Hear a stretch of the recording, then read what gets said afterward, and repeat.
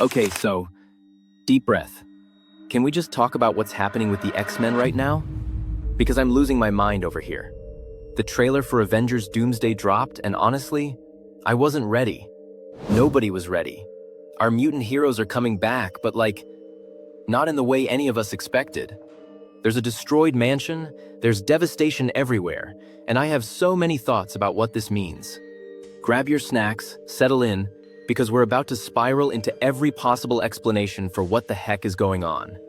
And trust me, some of these theories, they're gonna hurt, emotionally.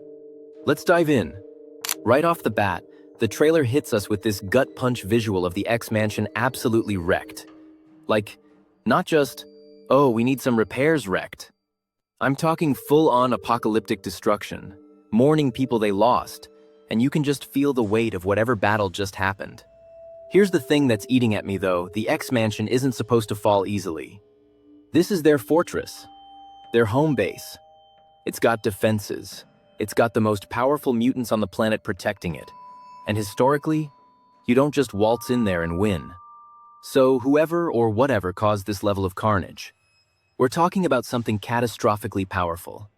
The suspect list gets really short when you think about it that way. And the trailer might actually be giving us clues about who's responsible. Which brings me to... Okay, this one hurts to even say out loud. But hear me out. What if the real enemy wasn't outside the mansion at all? What if it came from within? Jean Grey and the Phoenix Force have this complicated history. We've seen it go wrong twice already in the Fox films, once in The Last Stand, then again in Dark Phoenix. Both times, Jean loses control. The Phoenix corrupts her, and everything goes sideways. Days of Future Past seemed to fix that timeline, gave us hope that maybe this time things would be different. But here's what keeps me up at night. Time travel never really fixes anything permanently in the Marvel Universe, does it? The Avengers learned that the hard way. So what if, despite everything they did to prevent it, Jean falls to the Phoenix again? What if she's the reason the mansion is destroyed and her teammates are dead? Imagine being Wolverine or Cyclops in that scenario. You fought so hard to save her the first time. You believed in her. You trusted her. And then she becomes the thing that destroys everything you love. That's brutal storytelling, but it would be incredibly powerful. The X-Men surviving members walking into Doomsday carrying that trauma, that guilt, that's heavy stuff. There's this shot in the trailer Blink and you miss it, where Cyclops is unleashing his optic blast and behind him there's this massive foot. Just a giant foot. The camera never pans up to show what it's attached to, but come on, we all know what that is. Sentinels. Giant mutant hunting death machines. The same ones that created that nightmare future in Days of Future Past where they systematically hunted down and killed basically every mutant alive. These things are specifically engineered to counter mutant powers. In the Fox timeline, they could even absorb abilities from the mutants they killed, which made them progressively more dangerous. An army of those attacking the mansion? The X-Men wouldn't stand a chance, especially if the Sentinels already copied powers from mutants they eliminated earlier. This raises big questions, though. Did humanity turn on mutants again despite Wolverine preventing that dark future? The relationship between humans and mutants has always been fragile at best. It wouldn't take much for things to deteriorate to the point where someone greenlit the Sentinel program again. Or, and this is where it gets interesting, what if Dr. Doom is pulling the strings? He's a tech genius in the comics. What if he found the Sentinel technology and repurposed it for his own plans? That would establish him as a serious threat right from the jump. Let's zoom out for a second and look at the bigger picture. The multiverse is already falling apart. We've seen it building since Loki, through No Way Home, multiverse of madness, all of it. Time travelers, reality hoppers, multiversal conquerors, all of that creates instability. And when things get too unstable, incursions happen. Two universes collide and both get destroyed. We saw what that looks like in Multiverse of Madness. Reality itself starts breaking down. So what if the destroyed mansion isn't because of a specific attack, but because their entire universe is colliding with another reality? What if we're watching the beginning stages of total universal collapse? That would explain why so many iconic X-Men characters aren't in the confirmed cast. Jean Grey, Storm, Iceman, Rogue, they're all absent. If an incursion already started destroying Earth 10005, these characters might already be gone. Only survivors like Professor X and Magneto remain to carry forward. And honestly, that's absolutely heartbreaking to think about. Okay, hear me out, because this sounds wild but actually makes sense. We all know what's about to happen in Doomsday. The Avengers and X-Men are finally meeting. And if there's one constant in Marvel team-ups, it's that heroes always fight when they first meet.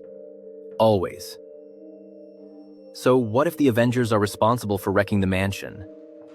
Not because they're evil, but because they were manipulated. Dr. Doom is a master strategist. What if he convinced the Avengers that the X-Men were the real threat, that they needed to be neutralized for the greater good? The Avengers, genuinely believing they're saving the world, would absolutely have the firepower to take down the mansion. And that giant foot everyone thinks is a Sentinel? What if it's actually Giant Man? Scott Lang or Hank Pym enlarged and fighting what they believe are dangerous enemies? The betrayal factor here would be intense. Imagine the X-Men's perspective. Heroes from another universe show up and attack without warning. And then, the Avengers realizing they were played by Doom? That's the kind of conflict that makes for compelling storytelling before the inevitable team-up. Remember in Deadpool and Wolverine, when Logan talks about losing his X-Men? The worst Wolverine variant explains that humans attacked the mansion while he was gone, killing everyone. He's carried that guilt for years. What if Doomsday actually shows us that attack? What if we see the massacre of the X-Men from that specific universe? Now, Deadpool and Wolverine implied there were no survivors. But Logan could have been wrong. Maybe Charles and Eric made it out. Maybe other mutants survived and we just didn't know. This would give us a chance to bring back Hugh Jackman's Wolverine while also giving him some closure, or at least the possibility of it. Seeing his old teammates alive, even if it's bittersweet, even if it's complicated, that would be such a powerful character moment.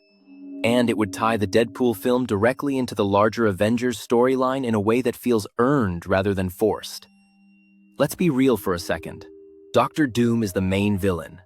He's being set up as the next Thanos-level threat. Of course he's involved in destroying the mansion. If the MCU is pulling from Jonathan Hickman's Secret Wars storyline and all signs point to yes, then Doom is going to achieve godlike power. He'll have mastery over technology, magic, and potentially cosmic forces. With that kind of power, taking out the X-Men and their headquarters would be child's play. But why target them specifically? Well, Earth 10005 has become a multiversal hotspot. Monica Rambeau got stuck there during the Marvels. Wade Wilson literally time-traveled and messed with multiple timelines in Deadpool and Wolverine. All of that would attract Doom's attention. Maybe he sees Earth 10005 as a problem that needs to be eliminated. Maybe the X-Men's universe is interfering with his larger plans. Either way, attacking the mansion and taking down some of the most powerful mutants alive, including Magneto and Professor X, would establish Doom as an absolutely terrifying threat.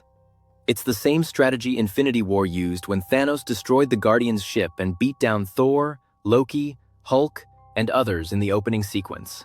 Show, don't tell. Prove your villain is dangerous by having them defeat characters we know are powerful. If Doomsday opens with Doom crushing the X-Men, Robert Downey Jr.'s villain debut would be unforgettable. Okay, so if you followed the Fox X-Men films, you know their timeline is a beautiful disaster. Let me try to untangle this, because it matters for understanding what we're seeing. In the original trilogy, Cyclops died in the last stand. Days of Future Past changed the timeline, preventing the Sentinel dystopia and theoretically saving characters like Scott and Jean. But then Logan showed us that all the X-Men died anyway, due to Charles losing control of his powers during seizures. Logan takes place around 2029. Doomsday is set roughly in the same time frame. So these events can't really happen before Logan chronologically, which creates problems. Then add Deadpool 2 and Deadpool and Wolverine timeline manipulations on top of that, and things get messy. The Wolverine variant from Deadpool and Wolverine also lost his X-Men, so that reality doesn't work either as a source. But, and here's where it gets interesting, the Marvel's post-credit scene might have given us the answer. Monica Rambeau wakes up in a different reality, not Earth 616. She's at the X-Mansion, meets Beast, and encounters a binary variant of her mother, Maria. The visual design of Beast in that scene looks more comic accurate than the early Fox films. And Cyclops in the Doomsday trailer is wearing his classic blue and yellow suit from the comics, not the black leather. Plus, those Sentinels in the background have a different design aesthetic. All of this suggests we're looking at a new reality. Not Earth 10005, but another universe in the multiverse, where the X-Men exist with comic-accurate looks and a different history. Marvel might be bringing back Fox actors for nostalgia value, while placing them in a fresh continuity that sidesteps all the timeline problems. Alternatively, it could be a completely brand new reality we've never seen, and Marvel is just using familiar faces to make us feel at home. Given how Phase 4 and 5 have struggled with coherence, and how the Marvels underperformed, they might be playing it safe while still giving us something that feels exciting. Honestly, the multiverse gives them so much flexibility to cherry-pick what works and ignore what doesn't. We'll just have to wait and see how they explain it. So there you have it. 8 different ways this could all go down, and I'm sure I'm wrong about at least half of them. That's the fun, though, right? Speculating, theorizing, getting emotionally invested in fictional character trauma like it's a healthy thing to do. What's going to be really fascinating is seeing how the Wolverine from Deadpool and Wolverine fits into all this. Will he reunite with old friends? Will he get closure? Probably yes to all three. The X-Men joining the Avengers and Fantastic Four against Doctor Doom is something fans have wanted for literally decades. Now it's actually happening, and it comes with destroyed mansions, dead teammates, and multiversal chaos. Very on-brand for Marvel, honestly. I want to know what you think, though. Which theory sounds most plausible? Which one do you want to be true? Are there angles I missed completely? Drop your thoughts in the comments because I genuinely love reading your theories. Sometimes they're better than mine. And look, if you made it this far, you're a real one. Thank you for watching. Hit that like button if you enjoyed spiraling into X-Men speculation with me. Subscribe if you want more MCU deep dives and theories. Until next time, take care of yourselves. Be kind to each other. And remember, the mansion can be rebuilt, but the trauma is forever. Too dark? Yeah, that was too dark. I'm gonna go rewatch X-Men First Class and feel feelings now. Bye.